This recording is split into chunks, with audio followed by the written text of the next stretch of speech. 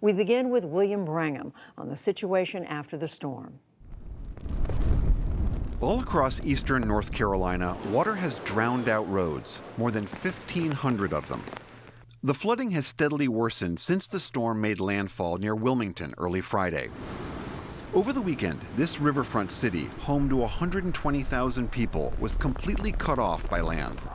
Today, North Carolina Governor Roy Cooper said crews managed to open a single supply route, but he warned evacuees against using it to return because the water keeps rising. We've got one limited route into Wilmington, and it's being used for supplies and necessary emergency material and utility workers and law enforcement, and we don't need people going back right now, particularly when this route may disappear tonight.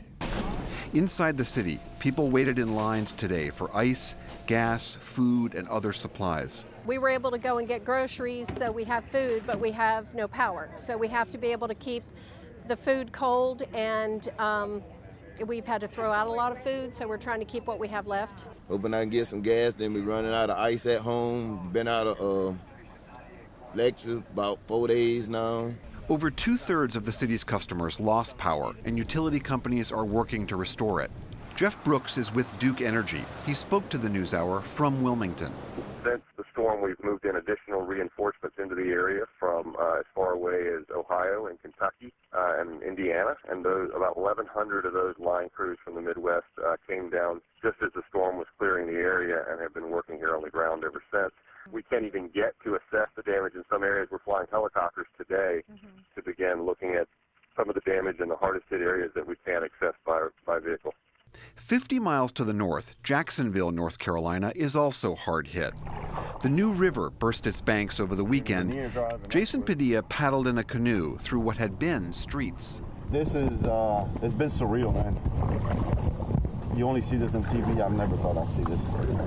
And it's expected to get even worse. Forecasts show heavy flooding could reach 250 miles inland in North Carolina, and with it, tragedy.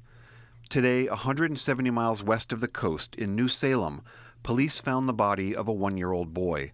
The child was swept away in floodwaters on Sunday when his mother lost her grip on him.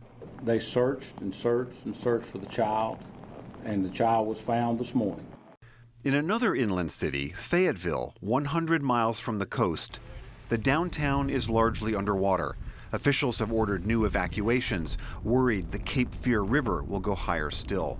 Basically, I just stacked up the chairs because I was thinking maybe if we did flood, it would probably just come up to here, just to save a little bit of what I have. Wahida Reese and her daughter Anissa rode out the storm initially, but by Sunday, they were forced to pack up and leave. There could be environmental damage as well, with word that several large hog waste lagoons in the North Carolina countryside have failed and are spilling pollution.